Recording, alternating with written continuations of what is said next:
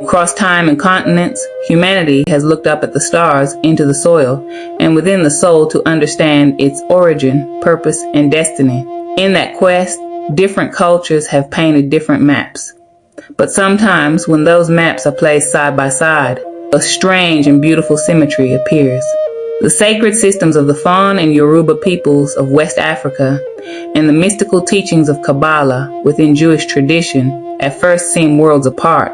Different geographies, different languages, different historical timelines. Yet when examined closely, the lines between them begin to blur, revealing patterns too profound to ignore. Why compare these ancient systems? What could possibly link the spiritual thought of a Yoruba diviner in Nigeria, a Jewish mystic in medieval Spain, and a Fon elder invoking ancestral guidance in Benin? The answer lies not in cultural borrowing, but in spiritual resonance. Each tradition emerged from a deep intuitive relationship with the unseen world, and though their stories, deities, and symbols may differ, they are all describing something universal: the journey of the soul, the architecture of the cosmos, and the mystery of divine presence in human life. Spirituality in its deepest form is a universal language. It speaks through dreams, rituals, symbols, and inner knowing. Just as different musical instruments can play the same melody in different keys, spiritual systems can reveal the same truths in different tongues. In Yoruba cosmology, the creator is Olodumare. Among the Fon, the creator is known as Nana Buluku. In Kabbalah, it is Ein Sof, the infinite. 3 names, 3 cultures, 1 essence. They each describe a source too vast to be fully known, too sacred to be named without reverence. The purpose of this comparison is not to argue who got it right first. It is not to suggest imitation or coincidence. Rather, it is to ask, could these distinct traditions be tuning into the same cosmic frequency? Could it be that African mystics and Kabbalistic sages, each in their own sacred language, were articulating pieces of the same divine puzzle? This exploration is an invitation to listen beyond the labels, to look beneath the surface, and to rediscover the unity that binds all spiritual paths. Because sometimes the deeper you go into difference, the closer you get to truth. Every sacred tradition begins with a mystery, a force so immense, so foundational, that it defies full comprehension. In the spiritual systems of the Fon, Yoruba, and Kabbalah, this ultimate presence is not simply a god among gods, but the very source from which all existence flows. Though each tradition uses different names and metaphors, the essence is strikingly similar: a supreme being that transcends form, gender, and limitation, a being too vast to be seen, but too real to be ignored. In Fon cosmology, that force is Nana Buluku.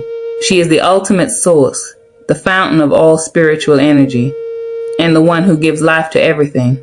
The word Nana Buluku is a compound of Nana, meaning mother or grandmother, and Buluku, meaning the one with the long hair, or the one who wears an ornamental. Thus, Nana Buluku is the great mother with long hair, the supreme spirit above all other spirits. She is not worshipped in the same personal way as deities or ancestors, because she is beyond ritual and form. She creates the world, breathes life into each person, and watches over the balance of creation. While Nana Buluku is acknowledged in prayers and songs, she is not approached directly, but through lesser spirits and ancestors who serve as mediators. In Yoruba thought, the supreme being is Olodumare. Like Nana Buluku, Olodumare is not typically depicted in images or shrines. He is the architect of the universe, the one who designed both Orun, the spiritual realm, and Aye, the physical world. Olodumare is believed to be the giver of Ashe, the vital spiritual energy that empowers all things to exist and fulfill their purpose. Though Olodumare is acknowledged in rituals and prayers, the Yoruba also understand that he is far beyond the grasp of human understanding. It is through the Orishas, divine agents of nature, that people interact with the divine order he established. Kabbalah speaks of Ein Sof, the infinite, as the source of all spiritual reality. Ein Sof is not a personality or a deity in the conventional sense, but the endless, formless, unknowable essence from which all things emanate. Just as Nana Buluku and Olodumare are not confined to form or representation, Ein Sof exists beyond time, space, and thought. From Ein Sof flows the Sefirot, the 10 emanations or channels that bring the divine light into the manifest world. These are not gods, but spiritual principles that express different aspects of the infinite. What links these conceptions is a deep humility before the sacred. None of these traditions claim to fully grasp the Supreme Being. Instead, they approach with awe, using symbols, intermediaries, and sacred language to point toward the source without ever fully naming it. Whether it is Nana Buluku, Olodumare, or Ein Sof, the pattern is the same. An unreachable essence that births reality remains hidden, and yet is deeply embedded in all things.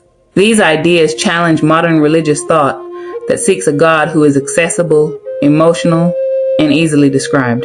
In these older, mystical traditions, the divine is not something you fully understand. It is something you align with. The goal is not to possess the divine, but to harmonize with its will, its order, and its mystery. This reverence for the unknown is not a weakness. It is the foundation of spiritual depth. Despite the vast distances and differences in language and culture, the Fon, Yoruba, and Kabbalistic traditions seem to echo the same sacred truth, that the source of all is beyond naming, beyond image, and yet closer than breath. Whether called Nana Buluku, Olodumare, or Ein Sof, the Supreme Being remains the eternal mystery at the heart of all things, a mystery that invites not conquest, but communion. Beneath the surface of physical reality lies an invisible world, a dimension as real, active, and influential as anything the eyes can see. In Yoruba, Fon, and Kabbalistic cosmologies, this hidden realm is not a metaphor or superstition. It is the foundation of existence itself, where spirit and matter interact, where the living connect with the divine, and where the past, present, and future are woven together in a sacred web of meaning and energy. In Yoruba spirituality, the universe is divided into two interdependent realms, Orun, the spiritual world, and Aye, the physical world. Orun is the realm of spirits, ancestors, Orishas, and divine forces. It is not a distant heaven, but an active reality that coexists with Aye. Every being in Aye carries a spark of Orun within them. The two worlds are in constant dialogue. Rituals, offerings, and prayers are ways of sending messages from Aye to Orun. And dreams, omens, or spirit possession are responses from Orun to Aye. Life in Aye is shaped by the energies and agreements made in Orun before birth.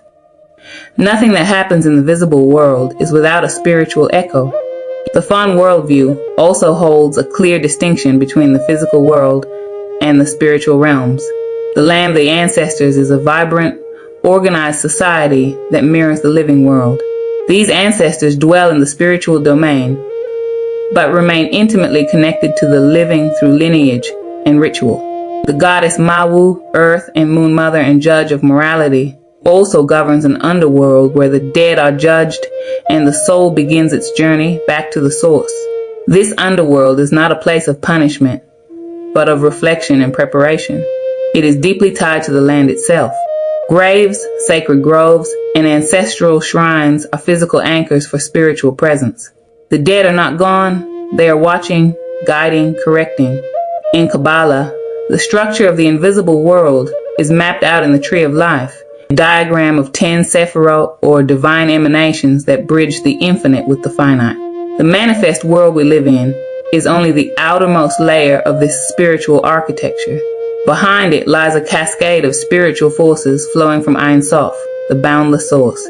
Each layer of reality is more subtle than the last, moving from pure light to dense matter. The physical world is not disconnected from the divine.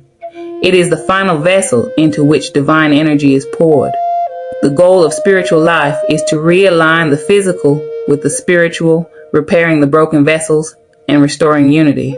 Despite their different metaphors, all three traditions agree that spirit and matter are not separate. They are intertwined, layered aspects of a single reality. What happens in the spiritual world affects the material and vice versa. Illness, success, conflict, or peace often have roots in the invisible. Spiritual insight, therefore, is not optional. It is essential to navigating life with clarity and purpose.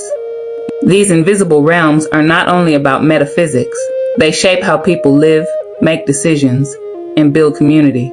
They provide frameworks for ethics, rituals, and healing. They remind us that life is more than survival. It is a dialogue with something larger, deeper, and more mysterious than we can fully grasp. Whether it's Orun, the ancestral realm, or the Sephirotic dimensions, each tradition urges us to pay attention to the energies we cannot see, because those are often the forces that shape everything we can. In the sacred cosmologies of the Yoruba, Fon, and Kabbalah, the gap between the human world and the supreme being is bridged by divine agents, intermediaries that carry messages, govern cosmic forces, and mediate the flow of spiritual energy.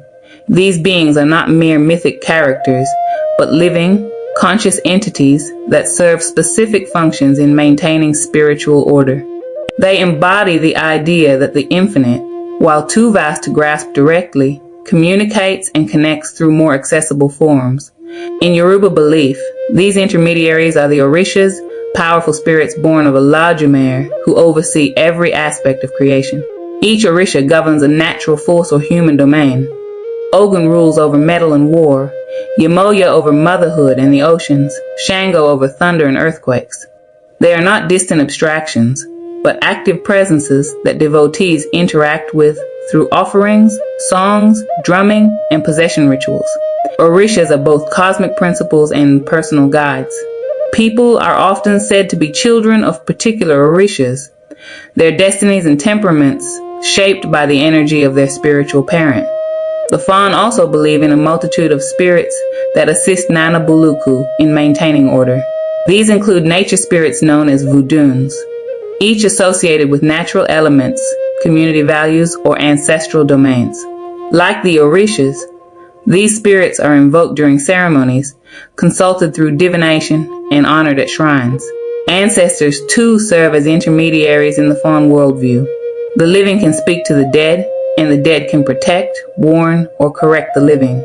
This constant dialogue across worlds ensures that the community remains spiritually aligned and morally accountable. Among the most fascinating figures in Yoruba cosmology is Eshu, the divine trickster and gatekeeper. Eshu is the messenger between Orun and Aye, the opener of roads and the keeper of the crossroads. No prayer reaches Olodumare or the Orishas without first passing through Eshu. He governs choice, consequence, and communication, making him essential to all spiritual transactions. Though sometimes misunderstood or misrepresented, Eshu is not evil, he is balance, the force that ensures that intention and action align. In Kabbalah, a similar role is played by Yesod, one of the 10 Sefirot on the Tree of Life. Yesod is the foundation through which all divine energy is funneled into the material world. It is associated with the moon, reflection, dreams, and the unconscious. Like Eshu, Yesod is a gateway, a filter that translates infinite divine energy into forms we can understand and experience. Without Yesod, there would be no connection between Ein Sof and the lower worlds, just as without Eshu, the Orishas and Olodumare remain unreachable. By the way, in a previous video, we talked about the Christian figure Jesus, being the Yoruba Orisha Eshu. Go click on the video and watch. Now let's get back to what we were talking about. The Sefirot and Kabbalah are themselves intermediaries, each expressing a different facet of divine energy. They are not beings in the way Orishas are, but they are often associated with angelic realms or archangels who embody their specific functions. For example, Hesed represents loving kindness, while Gevurah represents discipline and judgment. These divine attributes interact and balance each other, much like how Orishas embody different forces and require harmony to function effectively in ritual and life. The parallels between Eshu and Yesod are striking, not because one copied the other, but because they reflect a shared insight into how divine energy moves. Both traditions understand that intention alone is not enough. There must be a mediator to ensure the energy reaches its destination. These gatekeepers are not obstacles. They are guardians of order, ensuring that spirit flows with integrity into the world. By recognizing these intermediaries, each tradition invites us into a richer understanding of the divine, not as distant silent power, but as a living system of connection, personality, and purpose. Destiny is not left to chance in the sacred systems of the Yoruba, Fawn, and Kabbalah. It is chosen, agreed upon, and carried like a sacred mission across lifetimes. These traditions all affirm that each soul enters the world with purpose, guided by forces greater than the individual self. Life is not a random sequence of events, but a path of fulfillment, remembrance, and eventual return to the divine source. Along that path, destiny and rebirth serve as guiding pillars, ensuring that no lesson is wasted and no soul is truly lost. In Yoruba spirituality, this guiding principle is known as Ori, the inner head or personal divinity. Before birth, the soul visits Orun, the spiritual realm, to choose its destiny with the guidance of Olodumare and the Orishas. The Ori accepts a life path that includes both blessings and challenges. Once born, the individual's task is to align with their Ori and live in harmony with that destiny. Ifa divination is used throughout life to reveal, correct, or deepen understanding of one's path.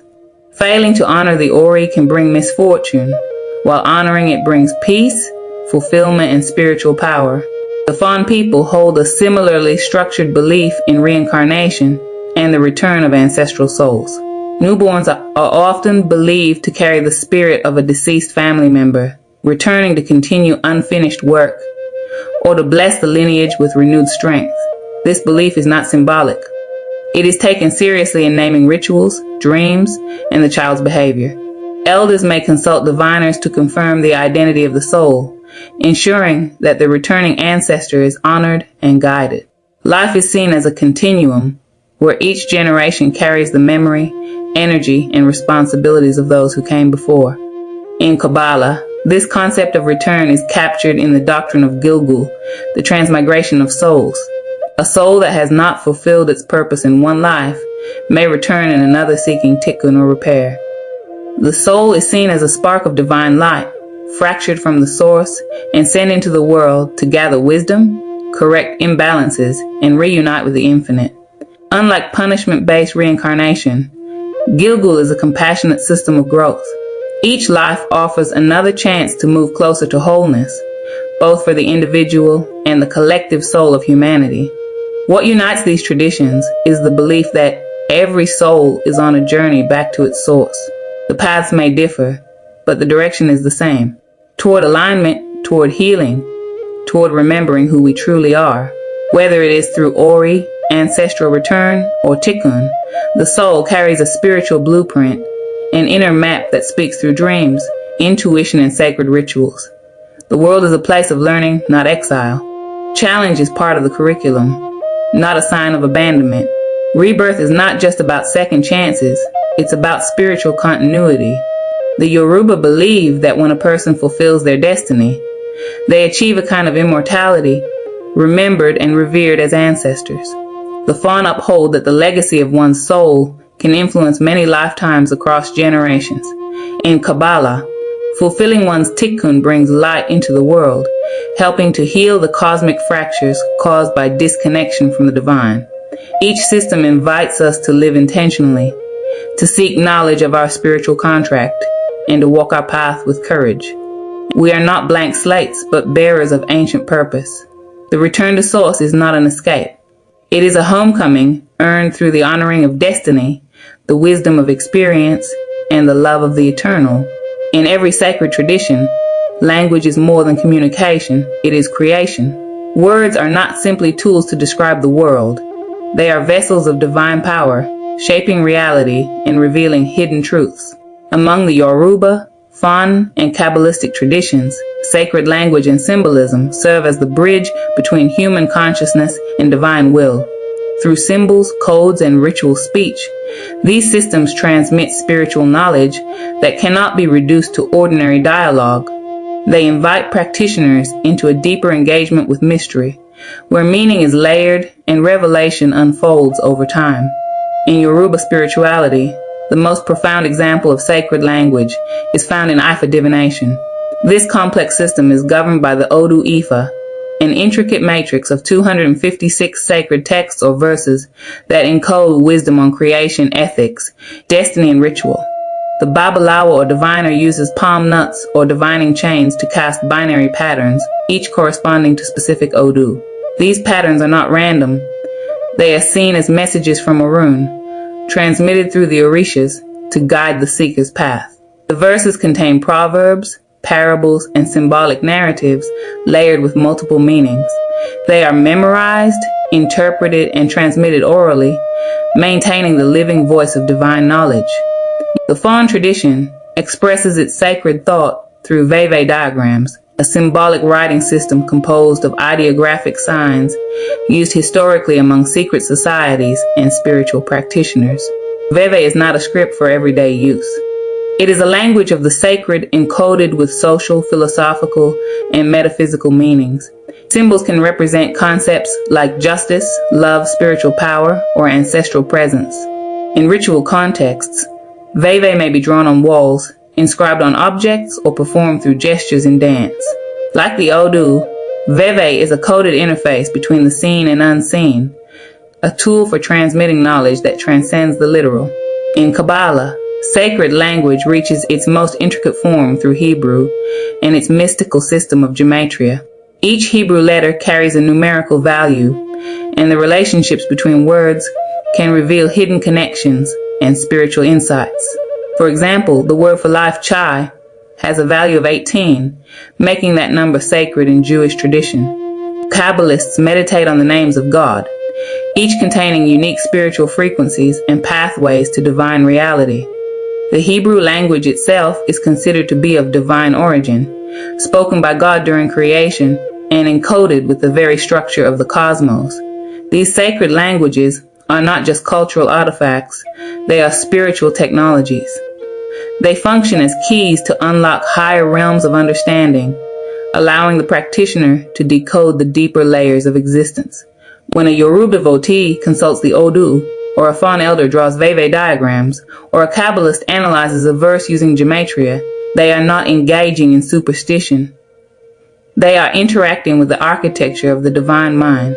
These systems turn language into ritual, turning sound and symbol into portals for transformation. At the heart of the sacred symbolism lies a common belief: the divine speaks in code, and to understand that code, one must cultivate inner purity, discipline, and intuitive intelligence. These traditions understand that the most important truths cannot be shouted. They must be revealed slowly, respectfully, and only to those who are ready. The sacred word is not merely to be read or heard, it is to be lived, internalized, and protected. In a modern world obsessed with speed and surface, these symbolic languages remind us to slow down and look deeper. They teach that wisdom is not always loud or linear, but often quiet, circular, and encoded. Through sacred language, we remember that creation began not with matter, but with vibration. The universe, after all, is not built of things, it is built of meaning. When we trace the lines of ancient spiritual traditions, Fon, Yoruba, Kabbalistic, we begin to see that they are not random strokes, but parts of a greater divine mosaic. Though separated by geography and culture, they each describe a universe alive with spirit, shaped by purpose, and watched over by a source too infinite to name. The concepts of Olodumare, Buluku, and Ein Sof echo one another, not because one tradition borrowed from the other, but because they may all be listening to the same divine voice, transmitted through different tongues, revealed through different symbols, but rooted in the same eternal truth. These parallels are not only intellectually fascinating, they carry a deep spiritual responsibility. To recognize shared truths across traditions is to step into a greater awareness of our human unity. It is also a call to protect and honor the wisdom of indigenous peoples. These sacred systems were never primitive. They are complex, refined, and spiritually advanced, passed down through prayer, ritual, and direct experience. They carry the voices of ancestors, the memory of the land, and the cosmic codes of creation itself. To forget them is to silence something sacred. To remember them is to restore a piece of our shared soul. As we come to the end of this journey, I pray, may the Infinite One, by whatever name you know, guide you into deeper truth. May your Ori align with your highest path. May your chai be strengthened by your ancestors' love. May the light of Ein Sof awaken in you clarity, peace, and divine remembrance. Whether you walk through Veve diagrams, Ifa verses, or Hebrew letters, may you know that you are never alone. You are seen, guided, and held. If this video stirred something in your heart, an insight, a question, or a moment of recognition, don't let it stop here. Start a conversation in the comments. Share this with someone on their own spiritual path. And if you want to keep exploring these sacred connections, subscribe and walk this road with us. Let this channel be your altar of discovery. Let your curiosity be your offering. Let your voice be part of this sacred remembering. And finally, thank you, truly, for sharing your time with us. In a world full of noise, your presence here is a quiet miracle. Ashe, Shalom, peace.